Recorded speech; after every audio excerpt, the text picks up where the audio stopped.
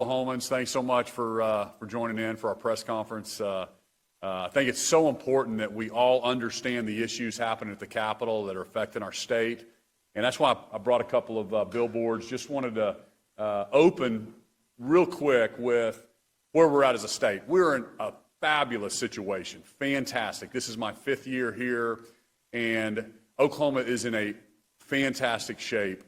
We're top 10 right now in people moving to our state. Our economy has never been better. And so let's start over here. So our base level expenses in our budget process is $9.6 billion. That's what we spent last year in base level expenses. Today, I'm proud to announce to Oklahomans that we have $6.1 billion in savings, and I'll be happy to actually share that with the media on exactly where that comes from. And not including our savings, so you have $6.1 billion in savings. We have a $1.2 billion surplus. In other words, our revenue over reoccurring expenses is $1.2 billion. So the time is now to cut taxes. And if I go back to my State of the State address, I talked about eliminating the grocery tax. The most regressive tax that we do in Oklahoma is the grocery tax. And we're one of only 12 states that taxes groceries. That hurts people on the lower income much more than the higher income brackets. We are dealing with inflation, that everything seems to be costing moms and dads that are raising kids more, and I want to eliminate that. I also called for an elimination, a reduction of the state income tax to drop it 0.76% to get us down to a 3 handle. That this year would cost us $261 million.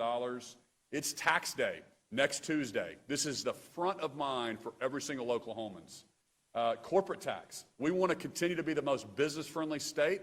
I wanted to lower that in my State of the State by 75 basis points to keep the momentum going, to let every company know that they need to be located in the state of Oklahoma. And let me tell you, when we get our economy going, it helps everybody. It helps education, roads and bridges, health care. It helps wage growths. And so we have to get this done. This would be a $655 million in this budget, is what we would lower revenue. And after all, it belongs to the taxpayers anyway. I believe in smaller government. I believe in lower taxes. Now is the time. I just signed a bill yesterday that I'm so proud of. The legislature had passed a bond back, I think, around 2017, 2018, $58 million bond. That means we were going to borrow $58 million to build a new health lab. We were able to do it through some different cash flow, and so we canceled that bond this past week, and we saved the taxpayers from going in debt $58 million. So we will always protect the taxpayer as long as I'm governor, and I'll open it up now to some questions from the media. Is this in response to the Senate kind of saying the House wanting tax cuts in order to pass the incentives for a nail, and the Senate saying we're not going to really cut taxes? You know, I mean, whether it's in response to that or not, I mean, this is something I've been talking about. Last year, I called the House and Senate in for a special session because we had a budget surplus last year. Think about this for a second. What do Oklahomans want us to do? We have a $1.2 billion surplus right now. Do we just raise expenses by $1.2 billion? Because to remind everybody, we have invested $3.1 billion over the last couple years in just new money. ARPA and CARES money we've invested in water infrastructure all over the state of Oklahoma. So do we just raise expenses by 1.2? Do we throw that into savings and have $7 billion next year? Do we do a combination of that? We have to give tax cuts back to the consumer. So yes, I applaud the House has sent me several different tax cuts over to the Senate. The Senate is wanting to do some kind of reform. But as governor, let's come together and let's figure this out. I think the House and Senate need to get that on my desk. One last question on that.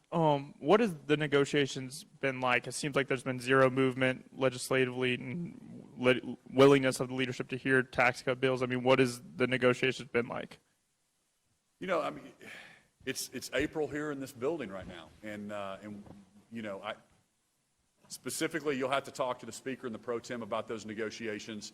We just have to get it done. I need Oklahomans to understand we have plenty of money to do a tax cut back to the consumer. We have plenty of savings. I will never cut I'll never cut the revenue down to where it eats into reoccurring expenses, okay? So we'll never put our citizens in a bad situation. But right now, we need to get this across the finish line. Governor, can you elaborate on how you got to the $6.1 billion? Yeah, and I'll be happy to share this with you guys, but you've got a bunch of different buckets, but you've got the Constitutional Reserve Rainy Day Fund that's already maxed out. I'd like to get a bill back to the people. It would be a vote of the people to increase that rainy day fund because we're already capped out there. So we have a lot of free cash flow coming through. We got 2021 general revenue where we spent less than we had, so we have that rolling over free cash. We have 2022 general revenue, and we have $1.1 billion. We're already above estimates this year at $882 million. In above our what we estimated revenue to be, so that's going to be free cash flow next year. We have enhanced FMAP money from the feds that the Healthcare Authority has done a really good job. That is $540 million. We have we've got the 698 lead fund in cash flow, and I'll give you that whole breakdown. We have the Revenue Stabilization Fund at $400 million. When you add all that up, it comes up to $6.171 billion. So are you anticipating that, I know the LEAD Act money reverts back to the General Revenue Fund on tomorrow or on Sunday, and are you anticipating that we're not going to be spending that money to bring economic development to the state? Well, that's not exactly true. We have a signed contract on that, and I think Commerce the legislature knows that. We have a signed agreement with Project Josie that encumbers that 698. So now we're just working on the development agreements. It's a great news, which hopefully you asked me about. It's the largest economic development in state history, but it's gone through their board. They've officially signed off on that lead fund. To encumber that, to say we're coming to the state of Oklahoma. So that's exciting. Correct. And are all the incentives in place already that they need, or is there some other request that the legislature needs to work on? Yeah, there's a $245 million economic development site work, roads, that the legislature will be part of appropriating or finding the way to get that. But when you build it's a 5 million square foot building under roof. It's one of the largest in the country. Just an amazing project when you see it. But you need infrastructure, you need roads. So there's a few little T's to cross and I's to dot to get the correct egress ingress into those facilities. A few maybe daycare centers, a few more fire stations. There's some community investments that the legislature would probably make to put that over the finish line, and I think we're saying that tag is about $245 million. It's not money that goes to the company. It's more site prep and it's more infrastructure around the development of that type of a project. So that needs to come from the legislature itself. Are we asking the same thing, Janelle, or?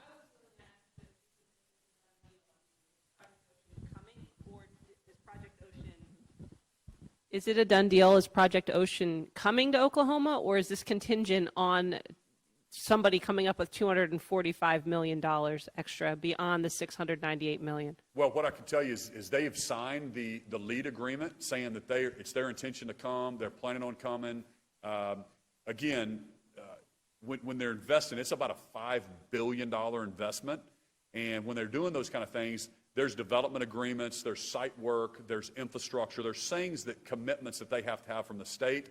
And so, yes, there's going to be a commitment. The legislature will have to figure out a way to spend this $245 for either through ODOT or through the Mid-America site to get that site ready. But those are all things, those are details that I'm confident. I've spoken with the legislature. Again, we can use some of this $6.1 billion And when I think about a use of these funds to make a project like this happen that's generational for Oklahoma, it's the right thing to do. It would be amazing for our state. The Mid-America site get any funding with the industrial parks around the state? You know, we've talked about that. We did some prep funding in Tulsa, about $50 million to start developing a new site just there in Catoosa. We did some prep funds down in the Ardmore site. We did some down in Ada on their airport. So we had $250 million in prep funds around the state. Specifically on ARPA, I don't think any ARPA money went to the Mid-America site. Somebody can verify that. But that's also a use. There's still a little bit of ARPA money left, and we could, if it falls into the guidelines, we could use some of that for that. Can I ask what changed now? I mean, a year ago, Project Ocean was on the finish line, and then they chose Kansas. What changed now? Why does Project Ocean or Panasonic want to come to Oklahoma now versus a year ago? What's different? Well, Project Ocean has never told us no. They've always had a two-state strategy. They also have to wait on demand for their product, et cetera, et cetera. And their steel's going up, I think, right now in Kansas, their sites. They started working there. And they've always had a two-state strategy. And as a matter of fact, I've talked to some of their executives, and to meet the demand that they're seeing just from their product, I think they'll have to create two more manufacturing sites over the next decade. So Oklahoma, we're in a great position, and so I don't want us to think like, man, they told us no, or they left us at the altar, or anything like that. Until we get a deal signed, like we have now with the LEAD Act, we were going to continue to show that site, and as you know, we were showing it to another large manufacturing facility that ended up going to Canada. But these guys were always there, kind of talking to us, saying, "Hey, we're still planning on a second site." Just to clarify, the deadline we were expecting to come up this week for the LEAD Act funding, April 15th. That deadline is no longer a concern. Is that what you're saying with the signed agreement with this company? Yeah, that's our position.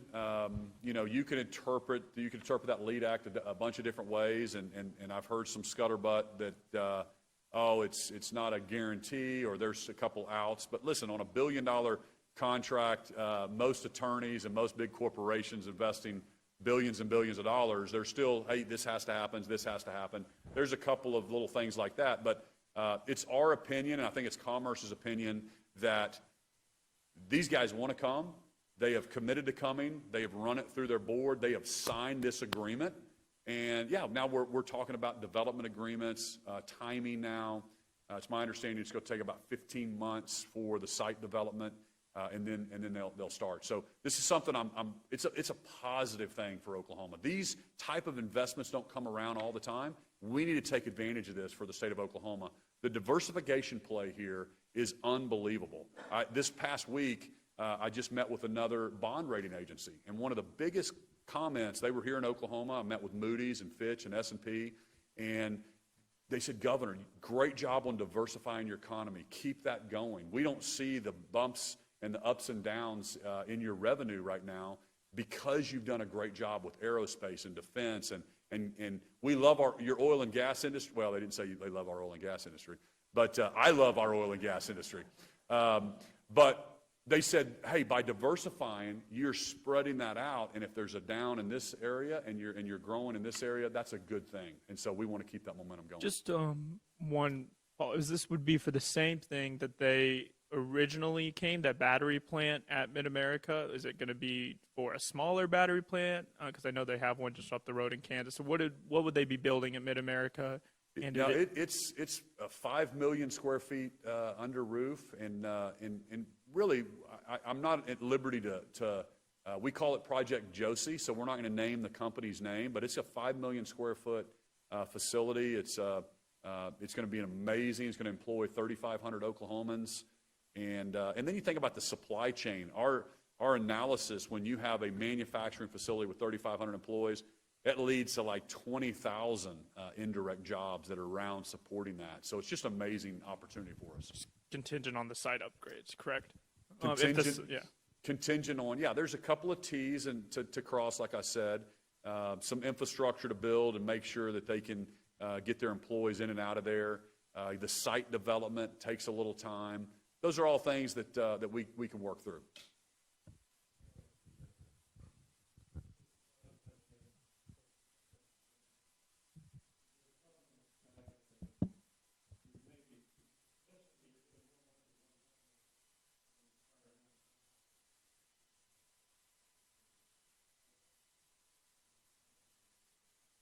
Yeah, I'm glad you asked that because it's the 698 that's in the LEAD Act. People think we're just giving that to the company, and there's what's called already in statute. There's quality jobs, and there's something called investment tax credit. So that's already on the books in Oklahoma. When a company is bringing jobs here, those employees are paying state income tax, right? And so we do this math, and years ago the legislature said, hey, for a period of time, we will let a company, if they're bringing high-paying jobs above the median income into the state of Oklahoma, we'll allow them to get reimbursed that income tax piece. And so that's all we've done. If they bring these 3,500 jobs in, this money is ours, we keep it there. If they do that, they would get paid out over the next 10 years if they have those 3,500 jobs. So I can assure Oklahomans they have to perform. These are net neutral tax-wise to the state of Oklahoma. And remember, they're paying taxes and they're spending $5 billion for dirt contractors and plumbers and electricians and roofers, and they're eating at restaurants. And so when we add all that up, and then they're going to stay here. These factories, you can't pick up and move a 5 million square foot facility. So these are generational impacts for the state of Oklahoma. But it's not like we're writing this check to them. If they come and if their people are paying those taxes, then we go through and we release that over a 10-year period. I'm sorry, Governor. I honestly thought, I'm trying to read back through the LEAD Act, but I think the incentives you're talking about, aren't those different than the $698 million in the LEAD Act? I mean, that is intended to be paid out as a refund when job and investment thresholds are met. That's different than the other incentives that are already on the books, right? No, they cannot qualify for both incentives. They cannot qualify for both. Correct. So the way we got the math, this is what is very important. The way we got that math was we took the math from those, and then we simply, since we had the $6.1 billion, we decided to pre-fund that. We got into a little bit of trouble, the legislature, way before my time, but the runaway tax credits, refundable tax credits for wind, got away from the legislature, and it was way, way more costly than what they anticipated when they put those into effect back in 2010 or whenever a previous legislature did that. So that was the concern, and they decided that we want to pre-fund that. There's no other incentives. We want to make sure that we don't obligate future, and it doesn't get away from us. So that was capped with those jobs, but I'm just explaining how we came up with the math.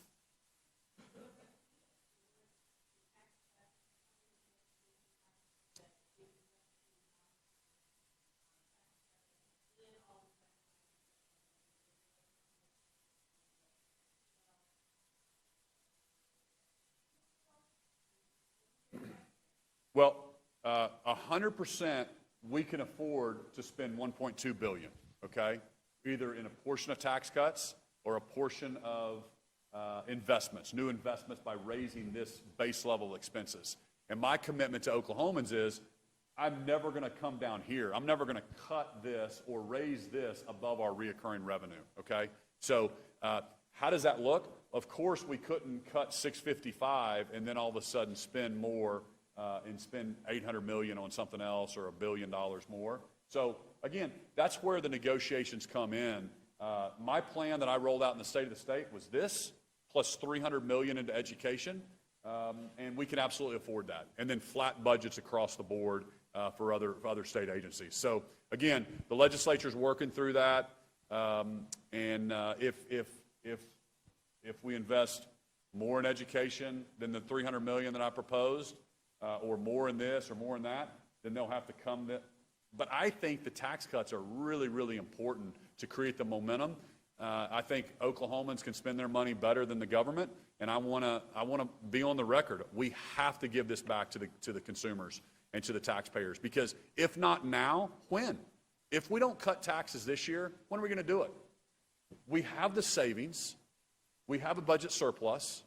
It happened last year, and I just keep raising this. Eventually, Oklahomans, how much savings do we need? Let's cut taxes. Let's slow the growth of government.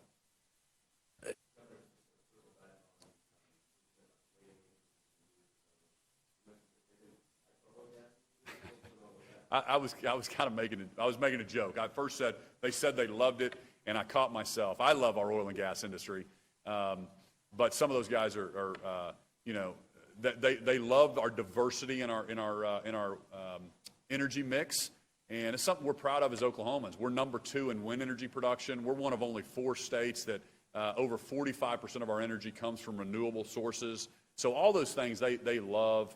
A lot of those guys are from New York and different things. We had great meetings with them, and they love Oklahoma's savings. They love what we're doing. They love our focus on pensions and how we have protected our pension plans in Oklahoma and that liability, and protected our workers and protected our teachers' pension plans. So we've really had a great conversation and some great wins to share with them. Governor Stitt, just a little live, engagement with some of your visuals. Senator McCourtney just tweeted back at me that the little asterisk on the bottom there is important too. I believe that says not annualized. I can't see it clearly right now, but I was wondering if you could kind of respond to some of the Senate concerns on that portion of this. Yeah, so not annualized. This is, when you pass a bill this year, it would be for just half the year, and then you would double these, but that's what's so confusing, and I don't want to get in the weeds. We're expecting revenue also to go up in 2025 fiscal year. We're already $1 billion over what we projected for this year. So, for last year. We're $1 billion over. So you just get too much in the weeds if I try to explain that and annualize it. But again, I'm committed to not cutting into this number, okay? And so maybe you only can do the grocery tax, or maybe you can do this, but I would sign any tax cut that hits my desk.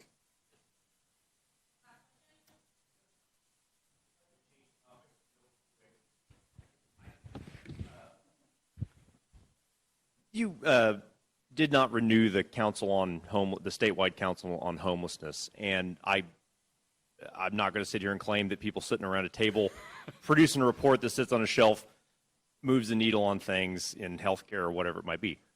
But I wanted to ask you specifically, in your mind, as the governor of the state of Oklahoma, as we look at homelessness increasing around the country, in the major cities here, even in other areas of the state, what do you believe needs to be done? How do we get more people housed? How do we address this problem that in municipal races all over the state, people identify as the top issue facing their city? What do you think needs to be done, regardless of what a commission exists or not? Yeah, well, I do need to address that. I was surprised with all the news media. I've never seen a report from that commission. That thing has been in existence for over 20, 25 years. The amount of boards and commissions that just kind of get around and hit the taxpayer, and you pay them for mileage and all this kind of stuff. We needed a fresh set of eyes on there. So some 25-year-old commission I didn't think was moving the needle on homelessness. But that's a big question. I mean, I know that the legislature did a really good job of putting money into mental health. It's something that's a huge focus. We have task force focused on mental health and how we can do that. We passed bills to allow our law enforcement to deliver people to a mental health hospital. We invested in OU's Children's Center. The Griffin Center in Norman, we're going to rebuild. We put $80 million more into that. So a lot of this is mental health issues. These are big-time city concerns, substance abuse. But we've got to get control of our homelessness, and the answer to that is multifaceted, and those are difficult conversations to have. Some of it is state funded and state directed as far as the mental health aspect of it, but it's also getting these people the help that they need. But it's also getting housing, right? I mean, like the key to solving homelessness is more people being housed, and you have to have a higher supply of housing, and those are, again, very complicated. I'm not saying you should be able to snap your fingers and make it happen, but I'm curious, like, in your administration, what is next other than just not renewing the commission? Is there Are you relying on other people? Is there something else you'd like to do? Do you want to hear from experts in the field? What do you, this isn't going away in the next 3 years of your term. I mean, listen, here's the deal. Building housing, giving people free stuff is not the answer. I mean, you can go look at what other big cities have done to try to house people and build housing or put them up into hotels. People need jobs. People need jobs. They need the mental health. They need mental health that they need. There's the drug addiction, and there's people out there that for whatever reason are refusing to get the help that they need. So we have a lot of nonprofits. We have a lot of churches around this issue. We have investments in mental health. We need to force these folks to get into mental health facilities, but we're not going to allow tents. As long as I'm governor in Oklahoma, we're not going to build housing. We're going to try to get them the help, get them the job that they need. There's so many ants on this ant pile. The investments in career tech, on re-skills training is very, very important to me, and how we're investing in our different educational systems. And if you want to get help, we can get you help. But if you don't want to get help, there's not a lot that society can do.